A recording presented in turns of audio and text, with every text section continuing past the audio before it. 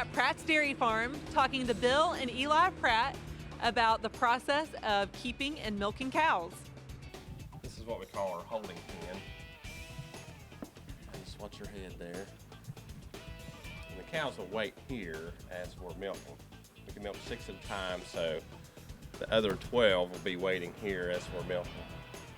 That's the other half of the tank there, by the way. So half of it's in the room and half of it's out here. That's a 2,500 gallon tank, and we only make 250 gallon in 2 days, so we can hold 20 days worth of milk. But by law, we can't hold it that long. Maybe 5 or 6 days if it was an emergency. This cow here is in our maternity barn. She's ready to have a calf in the next week or so, and so we isolate them, and they like to be separate from the other cows. If she were on the hill, she'd be at the farthest corner of the fence, away from everything else. She's 28 months old. And so how long is the gestation period for a cow? It's about 280 days. Wow, real similar to humans. You know, that's pretty young. 28 months. And they can be as young as 21 months, but we like them to be a little bigger so they're prepared. This is our walkway. If you'll notice, this concrete is all grooved, and that's to keep them from slipping. In case the concrete's pretty slick for hooves, that helps protect them. So you've actually seen a cow fall, or after it fell? It didn't fall. Like, it was like doing a split on both. It was just sliding its legs apart. Cows are big animals, so if they fall down, it's pretty serious. Because they're so heavy and so hard to move. When a cow is down, then the clock starts ticking because they're so big that their muscles start to deteriorate after 24 hours. Oh, wow. So if they're laying down longer than that, then it starts to be a problem. This is our feeding barn and where they stay. So this is where they spend the majority of their time? Right, and we tried to make this as comfortable as possible. This is a 3/4-inch rubber flooring, and that makes it easier on their feet and legs rather than standing on concrete. And their stalls they're bedded with sand, about 18 inches deep. So that's like the Pratt Beach over there. Yeah, the only thing is we don't have the warm weather. This is a total mixed ration. It has corn silage and 2 different types of hay and a pelleted grain. It's balanced by a nutritionist, so every bite the cow eats is the same, and it's formulated for the amount of milk that they give. Okay. And we feed that once a day, about 8 o'clock in the morning, and they're eating about 96 pounds of feed each per day. Oh my. And they'll drink 25 gallons of water. A day? Yeah, each. Yeah. In colder weather, they'll eat more just because it expends more energy to keep warm. But a cow, her body acts as a natural furnace. As long as she has plenty to eat, then she won't get cold. A lot of times if you'll see snow on a cow's back in the wintertime, that means she's well insulated. So you don't bring them inside in the winter? Don't take them in your house? These are as inside as it gets right here, yeah. So now, they're made for, you know. They can handle, they're made for the environment. They can handle extreme weather, yeah. Now if it gets down to 20 or below 20, then they start to feel it, but somewhere between 40 and 70 is perfect weather, about like us really. These stalls are designed by the University of Madison, Wisconsin, or Wisconsin-Madison, I should say. And if you'll notice, there's hardly any obstruction in front of the cow, and that allows them to have lunge space. When a cow gets up and down, they kind of bob back and forth. If she has that ability to do that, it makes this stall a lot more appealing. She knows she can get up and down, and these dividers keep a neighbor cow from bothering the other one. Yeah. But all we have is just that bar in front, and it's actually built so that if one does get under it, they can raise that up without getting stuck or hurting their back. Okay, yeah, because I can see the little groove in the back. It'll actually move. And we have had one cow go through, and I'm not sure I don't know how she did it. There's not really that much space, but she did it, and she was just standing over there. That's why we have that gate. So how many weeks of vacation do the cows give you? How many weeks? So you've got to do this every day? They are a tough boss, yeah. Twice a day, every day. They don't give you Christmas off? No Christmas off, no Sundays off, no Easter off. Birthday? No birthday? No. And it has to be within minutes of the same time every day. Cows love routine. They love to be bored. And so For instance, we're a little bit early today, but that'll be fine. But we try to keep it 12 hours apart each milking, and that's best for a cow. Some dairies milk 3 times a day, and we did that for a while, for about 6 months. But you're talking 8 hours, 8 hours, 8 hours, and that's tough to do. Yeah. So you're here, roughly 5:30 in the morning and 5:30 in the evening. That's right. Yeah, and that works out pretty good to have another job because we're done by 7:30, 8 in the morning, and don't come back till things are closed down usually. It's courthouse, for instance. Yeah. That works out good for me. Yeah. So working 8 to 5, I could have some dairy cows. That's right. That's right. If you yeah, it's not too hard to do. It's the original green job. I would not want to feed them 96 pounds of food. No, they eat a lot. They eat a lot. These stalls here, they actually will use about 40 pounds of sand a day, get kicked out. They kick out each stall 40 pounds? Just when they go in and out, or when we clean out the little bit of manure in the back. So it is expensive, about 40 cents per cow per day for those stalls, but this is an inorganic bedding source, and that means bacteria can't grow in that. So that's better for the cow, and that helps prevent disease, mastitis, for instance. And the cleaner the cow is, the better it is for us, and we actually will get paid a premium on how clean that milk is because they'll test for the bacteria load and somatic cell count, for instance. So how'd you get into the dairy cow business? Well, it's been in our family a long time. We started milking cows in 1920 with this barn that was built here, the white barn where the parlor's at. And they milked by hand for 20 years until electric came down Rankin's Creek in 1940, and then they put in automatic milkers. We've only missed one winter of milking. My great-grandfather and his sons decided about 1930 they didn't want to milk anymore, so they sold all their cows. Of course, there was no TV and no radio, no entertainment of any kind all winter. They sat around the kitchen table all winter, and the next spring he said, hey, we're going back in the dairy business, and it's been that way ever since. So this is actually the 94th year of milking cows here. And for the most part, we've enjoyed it all. Yeah. But it's in my blood. I have a degree in dairy science from Ohio State, and I worked at this since I was about 6. Well, I started milking when I was 14. Needed money for homecoming, same kind of situation my kids are in. They want money, and we needed to earn it for that. But when homecoming was over, we thought, well, we won't have to work anymore. But it didn't work that way. We couldn't get out of it that easy. I had to get the rake and smooth out the stalls so there won't be holes so the cow can lay in the stalls.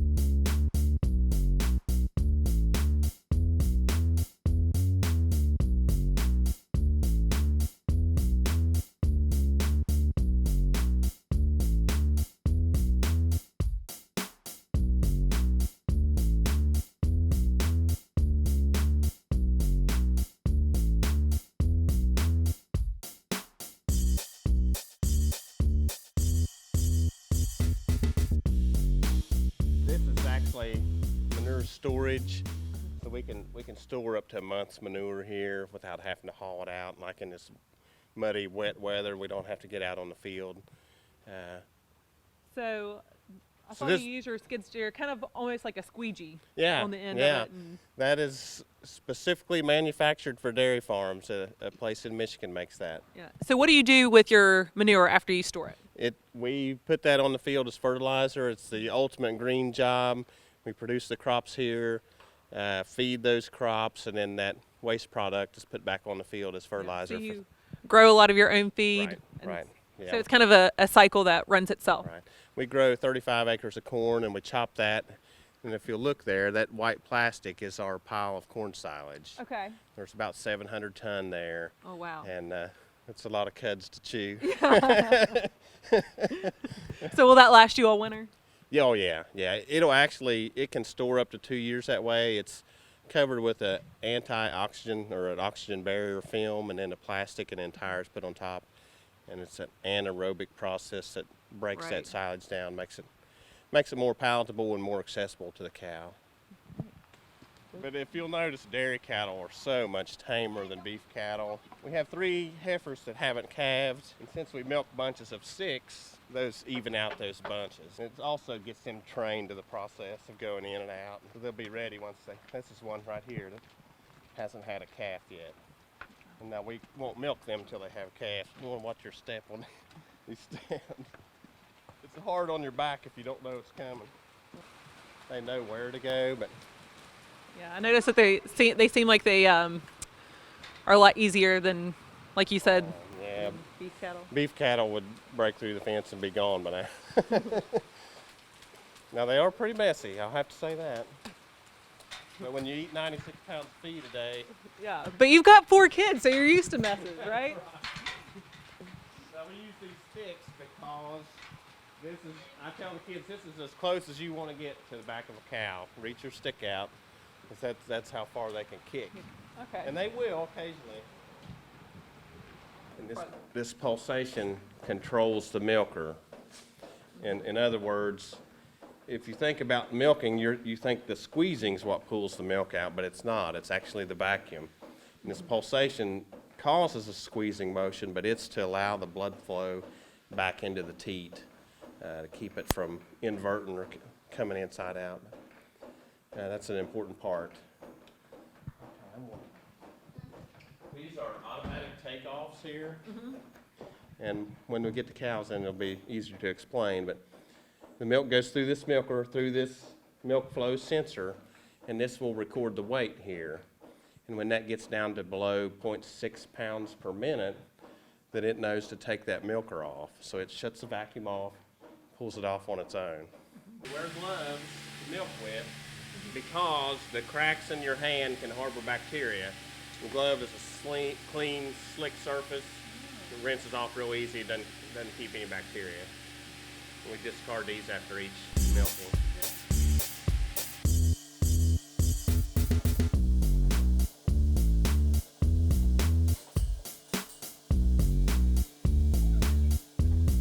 The first 2 here are heifers. They haven't had a calf yet, so they're being trained to come in and out. These last 4 cows will actually milk. And what we do first is we dip them with a antibacterial solution to kill bacteria. First, I wipe off any sand or manure or hair that might be there. And I dip them with this solution.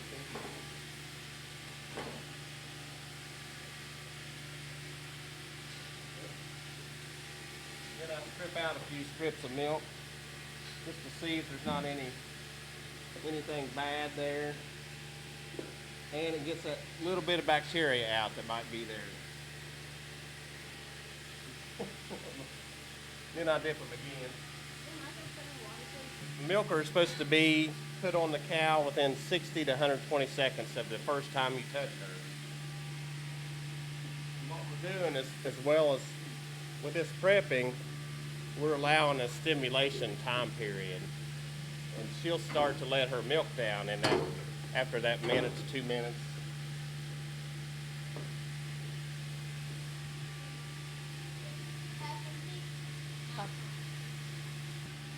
Now they're ready to wipe off. See, she's already started that process of letting that milk down. Wipe them off with an individual paper towel.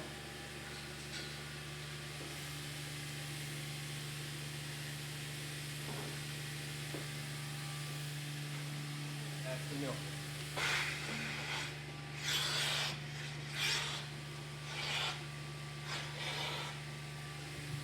I don't know if we got that within 2 minutes, but we were close. That's what? For the green snacks. A lot of this off and around that you see is because they're starting to build up a lot of pressure in their udder from making that milk.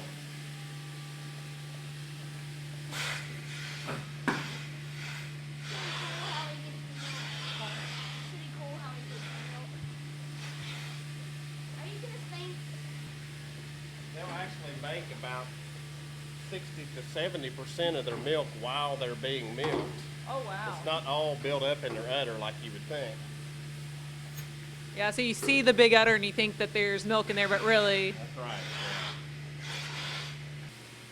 This is BFF here. That's her name. She has her name's that because we call her black-faced friend. She has a black face.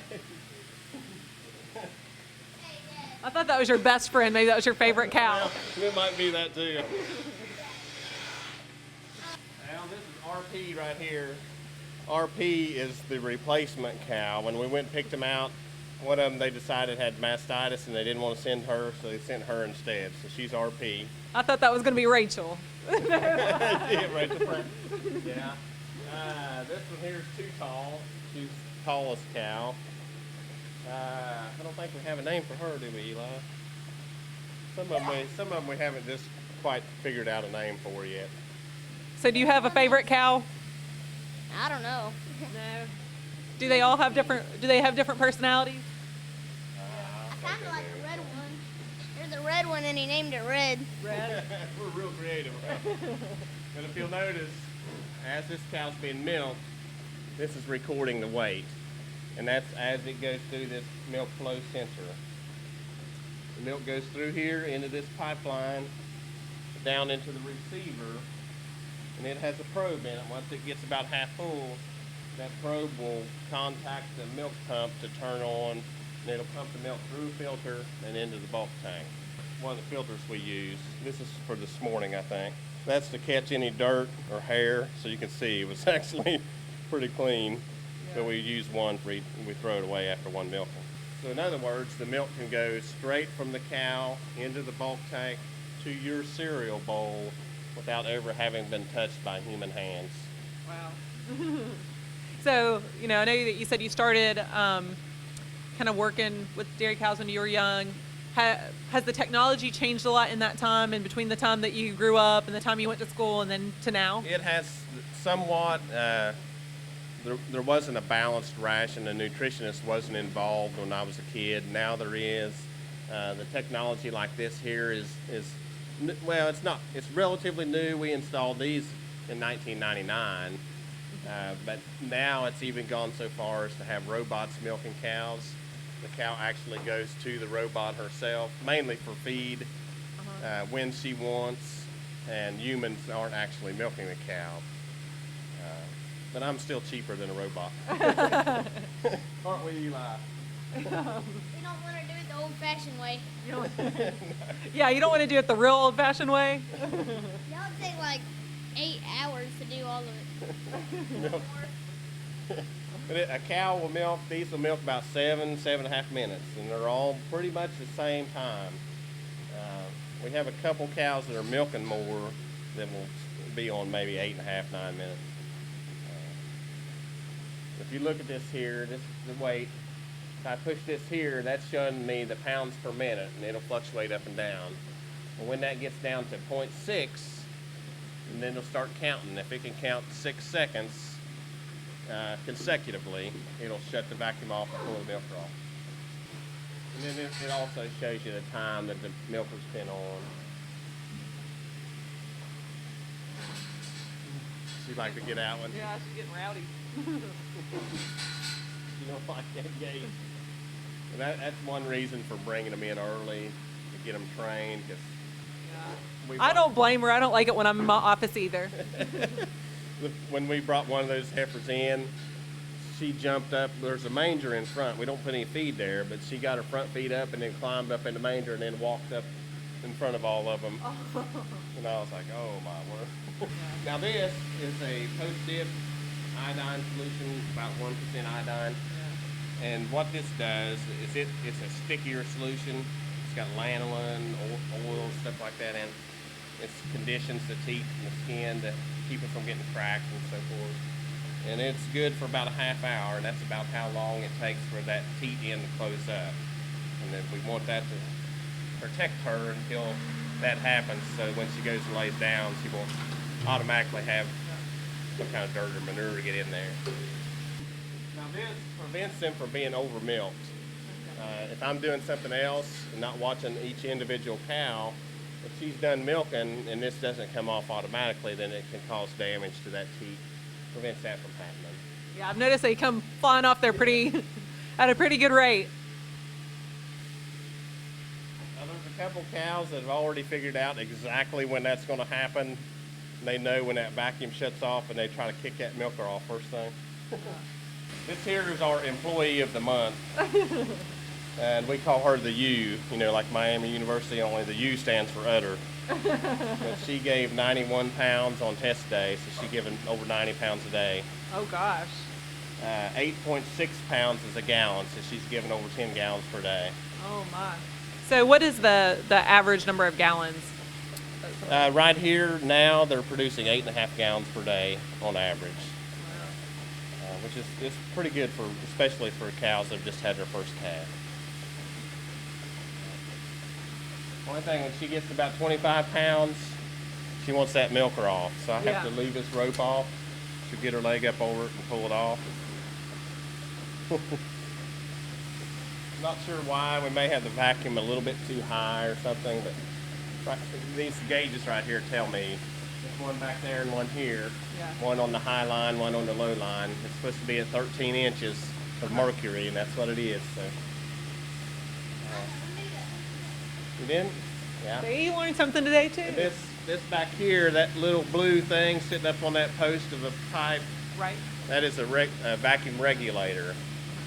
If one of these milkers gets kicked off and lets a lot of air in, that will close in and regulate that so it doesn't move from that 13 inches just barely.